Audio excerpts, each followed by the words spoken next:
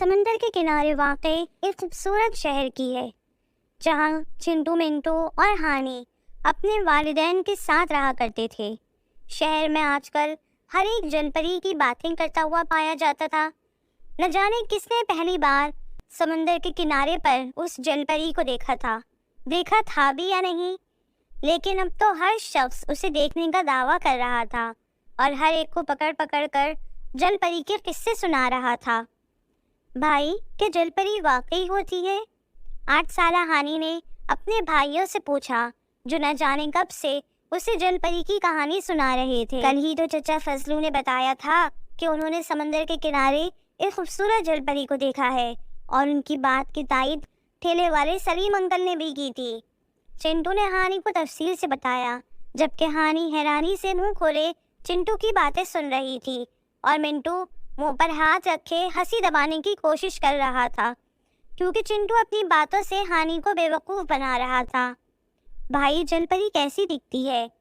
हानी अपने दोनों शरारती भाइयों चिंटू और मिंटू के मुकाबले में बोली भाली थी और दोनों इसी बात का खूब फायदा उठाते थे। जलपरी एक खूबसूरत परी जैसी होती है, जिसके लंबे सुनहरे बाल होते हैं, बड़ी बड़ी आँखें होती हैं, और जो इसका जिस्म होता है ना, वो एक मछली का होता है, इसलिए वो समंदर में रहती है। चिंटू ने हानी के तजस्सुस को हवा दी थी, क्योंकि अब वो उसे जलपरी दिखाने ले जाने के बहाने उसकी सारी पॉकेट मनी हड़पने वाला था। भाई, अगर वो इंसानों की तरह होती है तो पानी में कैसे रहती है? फिर तो डूब जाती होगी। हानी के सवालात पर वो चिढ़ा था। वो सीधी सारी बात में से भी न जाने इतने सवाल कैसे निकाल लेती थी। ये मालूम करने के लिए तो हमें समंदर के किनारे पर जाना होगा, जलपरी को देखने के लिए। मिंटू ने मुफीद मशवरा देना ज़रूरी समझा। क्या हम लोग भी देख सकते हैं जलपरी को? हानी तो खूब हैरान हुई थी। वो हर दफ़ा उन दोनों शरारती भाइयों की बातों में आ जाया करती थी। चिंटू, मिंटू, हानी, चलो आओ खाना खाओ। अम्मी की आवाज़ पर हानी ने सबसे पहले बेड से छलांग लगाई। हानी, तुम पहले वादा करो कि जलपरी के बारे में किसी से बात नहीं करोगी, न अम्मी से और न स्कूल में किसी दोस्त से। चिंटू झट से बेड से उतरकर उसके सामने आया था। लेकिन क्यों? हानी ने अपनी बड़ी बड़ी आंखें पटपटाते हुए पूछा। चिंटू को उसके सवाल पर गुस्सा तो बड़ा आया, लेकिन अभी गुस्सा करने का वक्त नहीं था। अभी उसकी नज़रें हानी की पॉकेट मनी पर थीं, क्योंकि जलपरी से मिलने की यही शर्त है। अगर तुम अम्मी को बता दोगी तो वो हमें समंदर किनारे नहीं जाने देंगी। अब जलपरी हमसे हमारे घर आकर थोड़ी मिलेगी। चिंटू ने उसे समझाया था। अच्छा, आखिरी सवाल पूछूं? हानी के मासूमियत से कहने पर चिंटू ने दांत पीसे थे। हाँ हाँ पूछो, बड़ी मुश्किल से मुस्कुराते हुए कहा। जलपरी के तो पर भी होते होंगे ना, वो परी भी तो है, और मैंने पढ़ा है सब परियों के पर होते हैं, तो जलपरी हमारे पास उड़कर क्यों नहीं आ सकती? चिंटू ने अपनी बेबसी से मिंटू की शक्ल देखी थी। कौन कहता था कि ये भोली भाली है? चिंटू ने आहिस्ता से कहा। वो उड़कर आएगी तो अम्मी देख लेंगी ना, इसलिए वो चाहती है कि हम जाकर उससे मिलें, और उससे मिलने के लिए हमें पूरे 500 रुपये की ज़रूरत है, लेकिन मेरे और मिंटू के पास मिलाकर सिर्फ 100 रुपये हैं। सोच रहा हूँ रहने देते हैं। चिंटू ने मिंटू को आंख मारते हुए कहा। नहीं नहीं भाई, आप मेरी पॉकेट मनी ले लें, लेकिन हम जलपरी देखने ज़रूर जाएंगे। हानी ने मासूमियत से कहा, एक शर्त पर कि तुम मम्मी को कुछ नहीं बताओगी। अब की बार मिंटू बोला था। पक्का वादा? हानी ने वादा करते हुए कहा। अगले रोज़ छुट्टी का दिन था और सुबह ही सुबह वो तीनों सबसे छुपकर समंदर किनारे चले आए। हानी ने अपना पैसों वाला बॉक्स चिंटू मिंटू को दे दिया था। चिंटू ने उसे संभाल कर अपनी अलमारी में रख दिया। साहिली समंदर पर टहलते हुए उन्हें काफ़ी देर हो चुकी थी, लेकिन जलपरी उन्हें कहीं दिखाई नहीं दी। अब तो उन तीनों को लगने लगा था कि सबने उनसे झूठ कहा है, कोई जलपरी नहीं होती। तभी एक बड़े से पत्थर के पीछे सुनहरे बालों वाली जलपरी दिखाई दी। वो रही, वो देखो सुनहरे बालों वाली जलपरी। हानी उसे देखकर खुशी से चिल्लाई थी।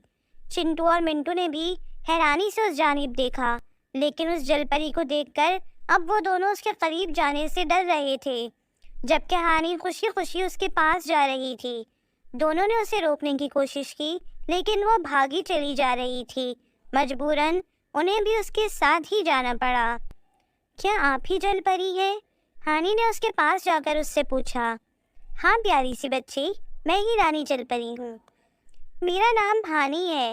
ये दोनों मेरे भाई हैं, ये चिंटू और ये मिंटू।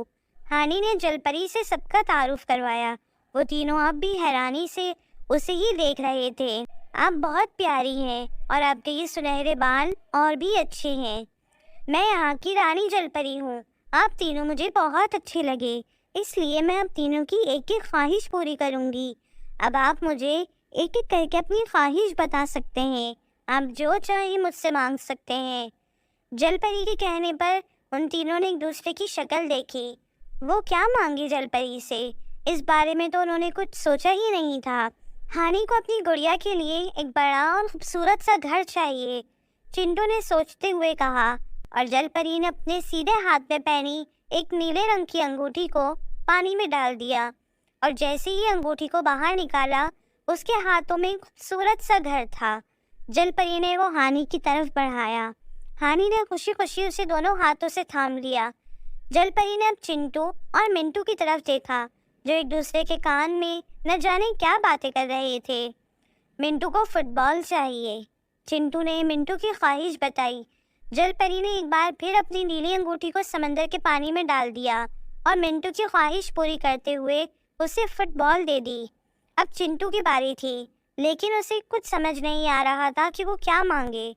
अच्छा प्यारी जलपरी, अब शाम होने वाली है, हमारे अम्मी अब्बू परेशान हो रहे होंगे, इसलिए अब हम लोग चलते हैं, चिंटू ने कहा और मिंटू और हानी का हाथ पकड़ कर वापस जाने के लिए मुड़ा।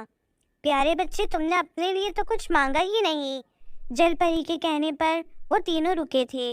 दरअसल चिंटू को समझ ही नहीं आ रहा था कि वो जलपरी से अपने लिए क्या मांगे, इसलिए वो खामोश रहा। तुम एक काम करो, ये अंगूठी ले लो। ये एक जादुई अंगूठी है कि तुम्हारी हर ख्वाहिश पूरी करेगी। इससे तुम कभी भी किसी की भी मदद कर सकते हो। अब से ये तुम्हारी है, इससे हमेशा दूसरों की मदद करना, लेकिन याद रखना कभी भी झूठ मत बोलना। अगर तुमने कभी झूठ बोला तो ये अंगूठी हमेशा के लिए गायब हो जाएगी।